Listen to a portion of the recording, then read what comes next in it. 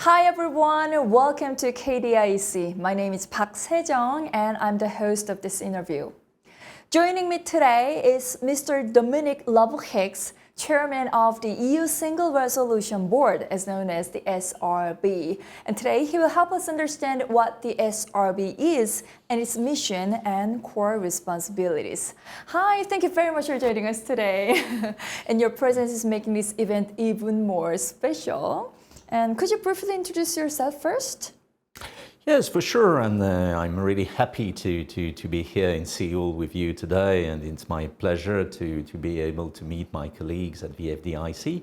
So my name is Dominique Laboureix, as you said, and I'm a French citizen working for a European agency. I'm chairing the Single Resolution Board. So the Single Resolution Board is the agency in charge of managing crises for banks and preparing the banks for this. And before that, I was working as a supervisor in the French authority. I was Secretary General of the French Supervisory Authority in charge of banking and insurance undertakings. And all along my career, I've been involved in the French institutions for banking, supervision, crisis management. Wow, you have a lot of experiences. And to begin with, could you explain the mission of the Single Resolution Board and its core responsibilities within the EU Financial Stability Framework? Yes, indeed. So after the great financial crisis in 2008, we decided to create, we, not me personally, obviously, but legislators decided to create a new setup for supervising banks with two pillars. One for supervision, which is hosted by the European Central Bank, and a completely brand new mechanism called the Single Resolution Mechanism for implementing a completely brand new framework for crisis management of banks, which was called the Resolution Framework. So, and this agency, this authority was created at the center of the Single Resolution Mechanism. So the purpose of this agency is to manage banks' crises, preserving financial stability at no cost for the taxpayer. So to do that, we've been given a lot of powers, and we are implementing them for preparing the banks to be able to withstand their own potential failure, and to prepare ourselves to be able to implement the measures for tackling the crisis of the banks. Oh, all right.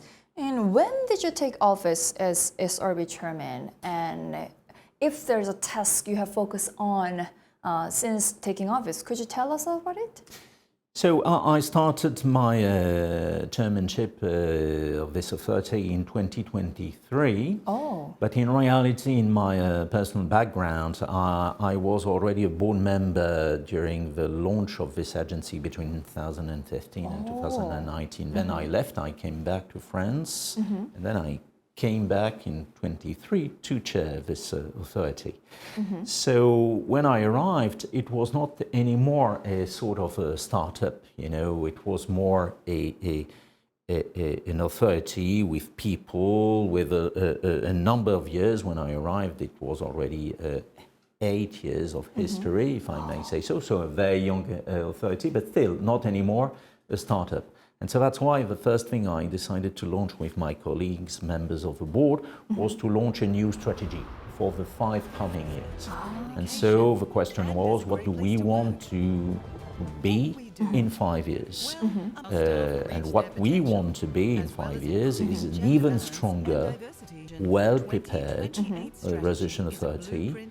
And even more, we want our banks to be ready. But we want at the same time to be transparent enough to be understood. Yeah. And this is exactly the reason I'm with you today. Yeah. To be understood, to be able to explain what we do, what we are not doing. This is for you, this is for me, and the limits of our powers, but also the strength of these powers. And so what we try to explain is exactly what we want to develop, asking banks to be more resolvable, as we say, so asking them to prepare all the steps for their potential failure, and to be sure that we are ready by exercising, for instance, on-site missions, we are ready to check if these banks are effectively ready for their own potential failure. All right, thank you. And shall we get the business? When did the partnership between SRB and KDIC begin, and how has it developed over time? Well, it's an interesting story. I think the first exchanges of views came in 2021. Oh. And then the idea from this authority, KDIC, was to learn more from us on our work on resolution. And it was also interesting for us to understand better how the KDIC is working at the same time as an insurer, deposit insurer, and a resolution authority. And so this was the starting point of a, let's say, a deepening of our relationships. And so in 2022, there was a cooperation agreement which was signed between our two authorities. And even more, now we have with us an exchange of staff. That's to say, your chairman agreed, Mr. Hughes, agreed to send us for 2 years an expert, so Mrs.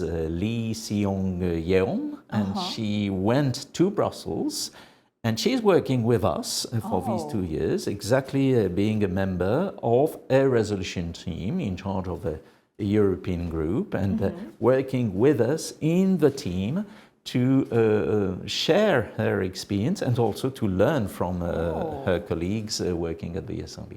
So it's an extraordinary positive experience, and I would like to thank again KDIC for sending us this expert to our premises. And this visit is exactly to deepen the cooperation between our two authorities. Oh, two institutions are helping each other and learning from each other, right? Absolutely. Very good. And there are several regulatory institutions in Europe, such as ECB and EBA and so on. How does the SRB relate to these institutions? So yes, indeed, in Europe, you know, we have a complex setup of authorities, institutions, that's true.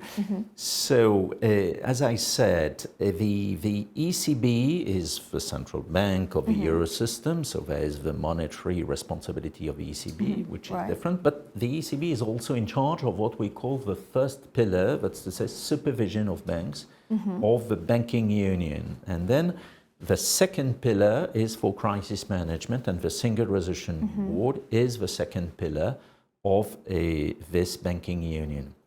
EBA is in charge of defining the technical policies for all the banking sector throughout Europe.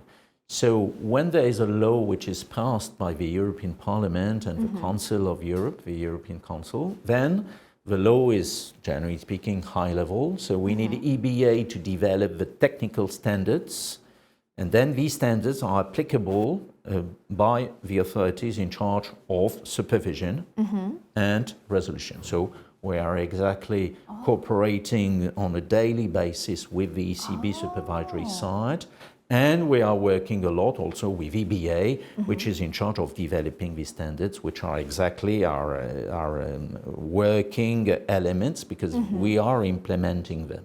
So we are also participating into the meetings of EBA. So very good cooperation between these different authorities, despite the differences in their mandates.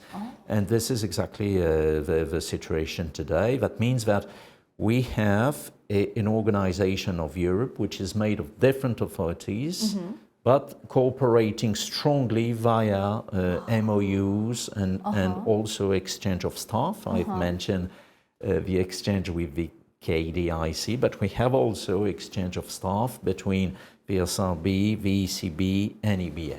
And I'm moving on to another question.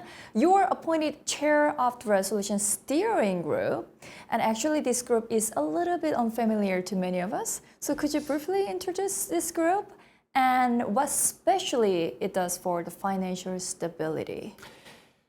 Yes, that's true. So sorry for all this complexity, yeah, because here we are changing. We are not anymore in Europe. We are at the global level. So the RESG, the Resolution Steering Group, is one of the 4 steering groups of the Financial Stability Board. So the Financial Stability Board is the international board gathering more or less the G20 representatives, including obviously Korea. The idea is to prepare, let's say, the standards, the key principles for all the sectors, banking, insurance, FMIs, financial market infrastructures, for the globe in reality. And so we have a policy steering group, we have an implementation steering group, but we have also a dedicated one on crisis management. And I was appointed as chair of this group beginning of this year. And so the idea is obviously to foster the cooperation on these issues, because for the big banks, the big cross-border banks, their footprint is exactly international. And so if we do not cooperate together, if we do not develop the key standards all together, we won't implement them consistently. And so if we do not implement them consistently, we cannot manage in an international crisis. And so that's why it's so important for us to be involved in this international forum to manage not only developing these standards, but also to manage to implement them in a consistent basis based on cooperation agreements. And this is exactly why KDIC is member, obviously, of this RESG, Resolution Steering Group, with the Single Resolution Board, but also with the Americans, the British representatives, the Chinese, the representative from Argentina, Brazil, Singapore, etc. So it's a very, very important group for fostering a common understanding of crisis management for banks, insurance undertakings, and FMIs. And you mentioned that one of the SRB's core functions is developing resolution plans for major banks across the EU. So could you give us a sense of which types of institutions fall within the scope of this mandate? So here we come back to Europe, and here we are limiting question to banks, while, as I said, RESG covers also insurance and market, while here it's essentially about banks. So we are directly in charge of the biggest ones, the ones we call the significant institutions. And so in Europe, on a consolidated basis, we have around 120 big banks, really big groups representing, including 7 GSIBs, so the global systemic international banks. We have 7 of them under the banking union. So for the rest, we have more than 2,000 banks throughout the banking union in the 21 members of the banking union, and they are smaller. So they supervision for the first pillar, as I said, ECB, and the resolution, so crisis management, are exercised locally by the national competent authorities, national resolution authorities. But we have an indirect scrutiny on those banks. So that means, to put it simply, we have a direct role for the biggest banks and an indirect role for the smaller ones. And why? Because we want to be sure that we organize in the same consistent way the resolution, the potential resolution of failing banks everywhere. So this is essentially about developing resolution plans, developing the same tools for implementing them in case of crisis, and obviously to avoid bailouts and disorderly resolution cases, which would mean financial instability, which is contrary to the mission we have to implement. And I heard that this year, 2025, marks the 10th anniversary of the SRBC establishment. Congratulations first. And to commemorate the occasion, may I ask if there are any special events or plans you're preparing? Yes, definitely. It's a big year for us because indeed this 10th anniversary, and again I insist, from scratch. There was nothing before. It's not by gathering previous authorities. It was building from scratch a complete system. And when we started in 2015, there was nobody, and we recruited. Today we are more than 450 staff members. So we started from 0 to near 500. And we've implemented this framework. So we want to celebrate this, and for this we are organizing a big international conference next October. I hope some Korean colleagues will be able to join us at the minimum via our online system, because it will be obviously recorded and open to everybody online. And so the idea is to show the progress we've made, but it's not about the past, it's also preparing for the future. Right. And we really want to focus on looking ahead and to focus on the new risks and the new tools we want to develop and implement.